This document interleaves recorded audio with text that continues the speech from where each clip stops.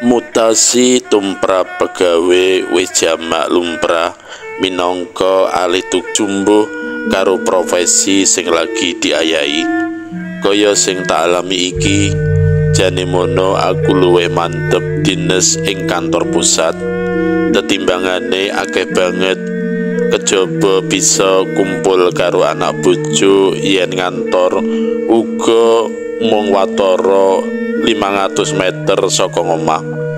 Saliyane kuwi bocah-bocah isih cilik sing butuhake kawigaten lan pengawasan wong tuane.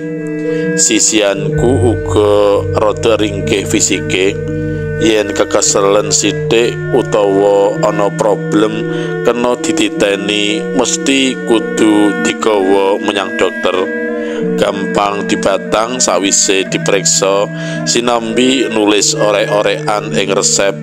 Dokter mesti kandha supaya sisianku ngaso lan ora kena mikir abot. Senajan ora kewetu ngendikane dokter langgananku mau arep tak protes, nyatane ing omah kabeh pakaryan wis dirampungi pembantu klebu ngemong bocah-bocah. Yen masalah kebutuhan rumah tangga njaba jero uga ora kapiran.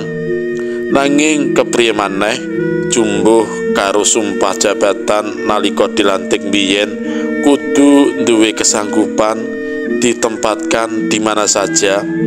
Gelem ora gelem nalika nampa surat mutasi saka pimpinan pusat supaya ngenteni Mas Eko sing wiwit purna tugas 4 sasi kepungkur, aku ora bisa swala.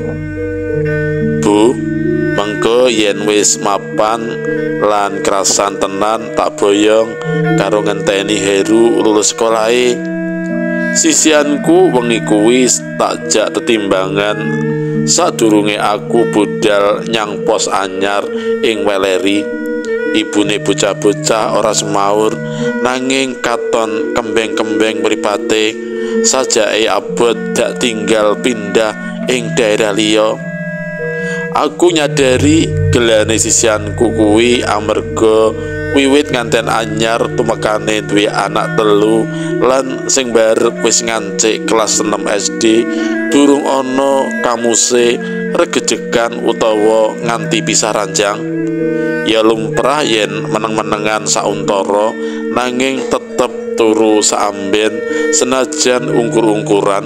Bubar kuwi wawa maneh. Seminggu reminggu manggon ing omah dinas adoh karo kramen lan cedhak ril sepur. Dikancani Pak Kardi penjaga malam ngiras tukang kebon pancen krasa nglangut banget. Saben ngancik wayah wengi mung keprungu suarane kodhok ngorek, jangkrik-ngerik lan pembrungunge swara sepur jurusan Semarang Jakarta. Yen wis kaya ngono kuwi ing batin iki kudu ora kasan. Kelingan sisianku mbok menawa wae isih klisikan ora bisa turu. Kelingan anakku ragil yen durung dikeloni bapakne uga ora gelem turu. Pak Kardi sing jejer petugas keamanan nyatane saben tak ungak ing kamare katon ngelepus karo ngoro senggar-senggar. Mbok menawa wae kabeh kanca sing wis tau dinas ing kantor pos cabang Weleri lan ngenggoni omah dinas iki ora kerasan amarga kahanan sing ora menunjang.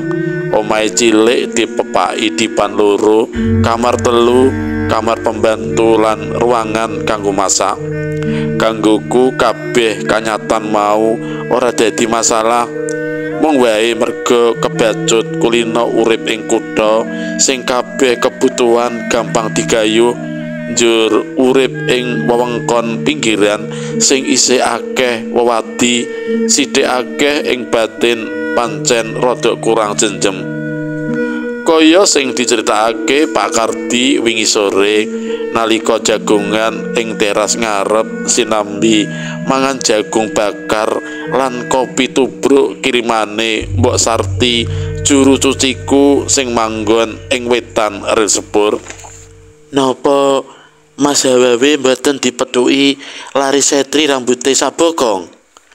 Kala dalu nalika kula badhe nguyuh piyambake lenggah wonten teras ngriki kalian sesenggukan, nanging nembe mawon badhe kula semantani lajeng ical tanpa tabut Mas.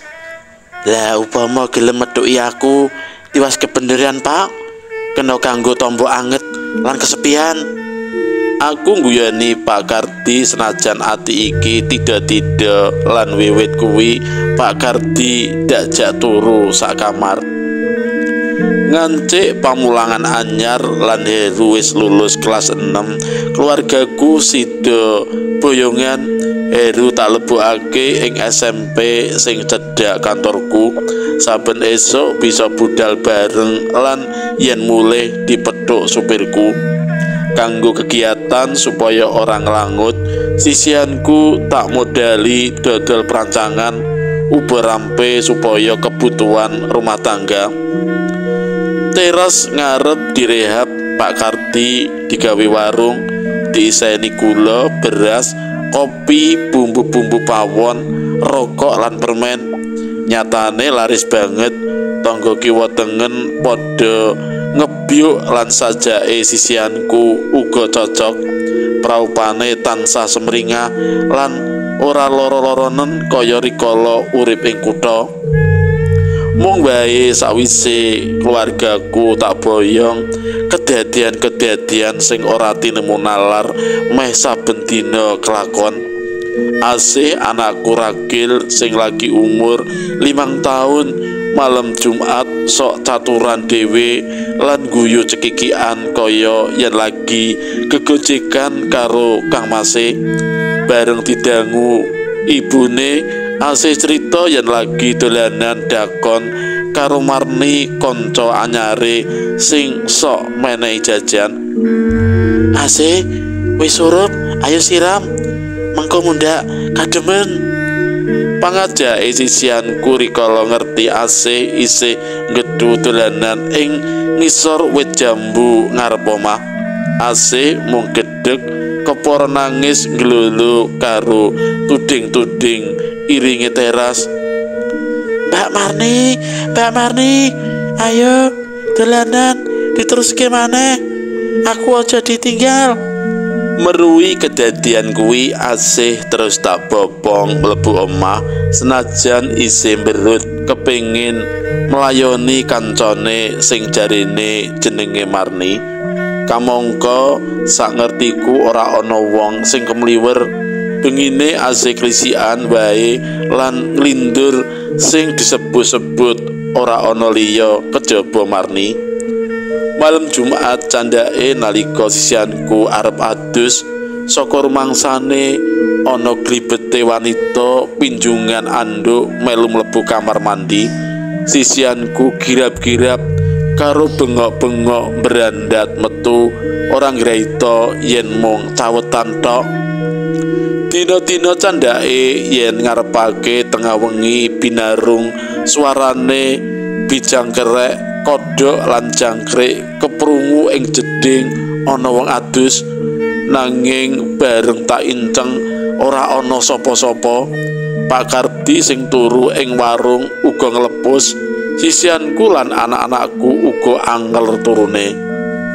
Isih akeh cerita ngayuwara sing tak prangguli dhewe, senajan sejatine aku kurang percaya anane alam lembut. Kaya seje dina ngarepake subuh keprungu kran wastafel ing ruang makan mili banter, nanging bareng tak teliki setetes wae banyune ora ana. Wastafel garing ora ana tabete, wong bubar wisuh. Aneh pancen. Sadurunge keluargaku tak boyong, kedadian-kedadian misteri mau ora tau ganggu gawe, nanging saiki kok nerol terus. Aku sumelang yen prastawa iki kedlarung-dlarung sisianku bisa ora kerasan lan njaluk bali.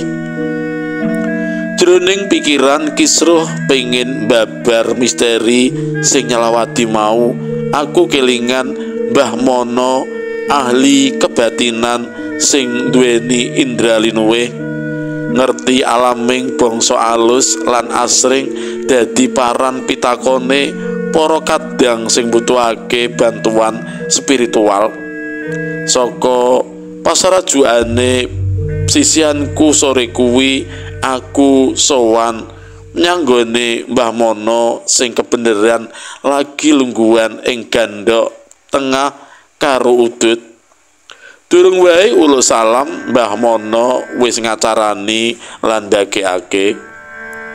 Ya Nur Gunung Cak Bagus, sore-sore sonjo mrene, aku ngerti karmu kok. Mula sesuk malam Kemis Pahing, kamarmu sing cedhak kamar mandi kae kosongno.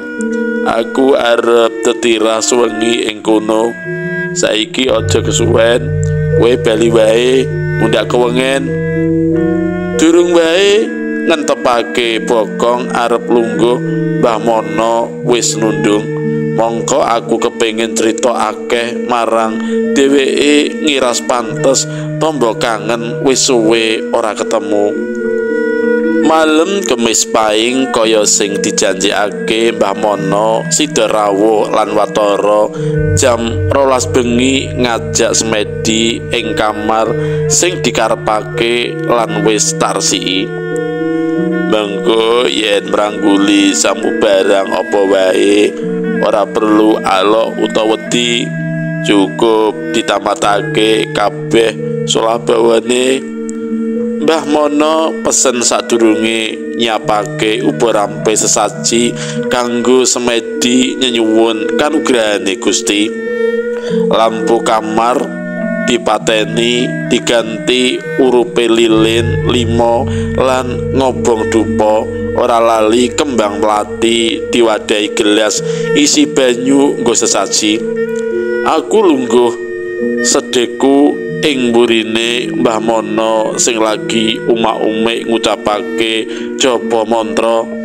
Ora gantalan suwe Mbah Mono katon rembugan karo wewayangan sing saka rumangsaku wanita sing rambute diore nganti sak bokong. Mung emane ora katon praupane awit sorote lilin kurang padang. Ya Marni, panjalukmu tak turuti, nanging kowe aja ganggu gawe anak putuku maneh. Mengko yen wis ditiwanci mesti sempurna, bisa bali nyang alammu sing sejati. Plus Mbah Mono bubar sesorah mengkono, wewayangan mau ora katon saka pandulu. Wengi kuwi diterusake tuguran nganti para esuk.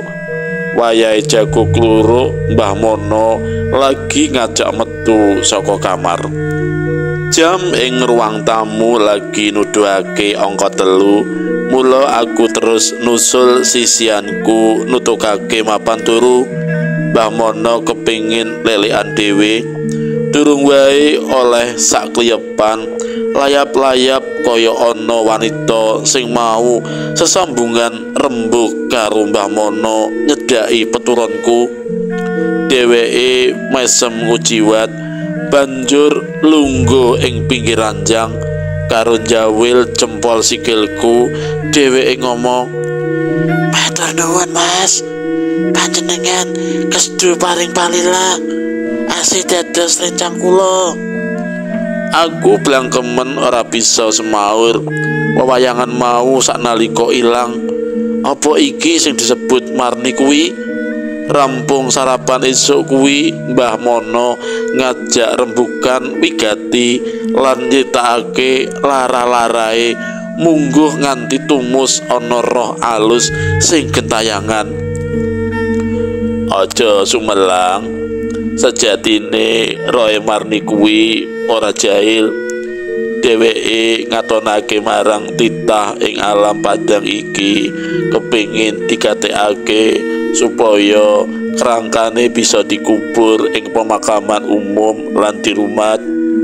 Aku wis nglacak lan nayuh pribadine Marni lewat alam gaib kae ing ngisor peturonmu sing mau bengi nggo tirakatan rikala jaman penjajahan nalikane gawe perumahan iki ana sumure sing dienggo nyukupi kebutuhan banyu para buruh bangunan.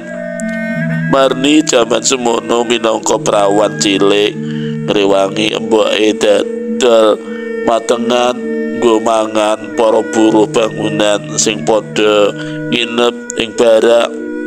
Salah sijine buruh mau ana sing kepencut karo solah bawane Marni sing gemesake kenes lan merati. Dheweke bloko kepengin mengku Marni supaya gelem dirabi nanging ditolak saka kebrongote ati sing wis kebacut kasmaran. Sawijining wektu nalika barak sepi lan Marni lagi ijinan terus diprawoso setengah semaput sabubare diprawoso Marni terus dibopong dicukurake sumur banjur ditablek aduan semen. Kabeh tumindak wengis mau kanggo ngilangi lacak. Mula sok malam Kemis Pahing ngepasi wetone Marni yen bisa lapor perangkat kampung lan polisi supaya kerangkane Marni bisa dibongkar. Wejangane Mbah Mono supaya mbongkar kamar pancen ora tak turuti. Saben malam Kemis Pahing aku merlokake ndonga marang Gusti sing murbeng dumadi supaya arwahe Marni bisa nyawiji ing alam kelanggengan. Wiwit kuwi arwahe Marni ora ngridu maneh awit aku ora kendhat ngrumati kamar mau. Mung kala-kala Marni isih metuk lewat impenku.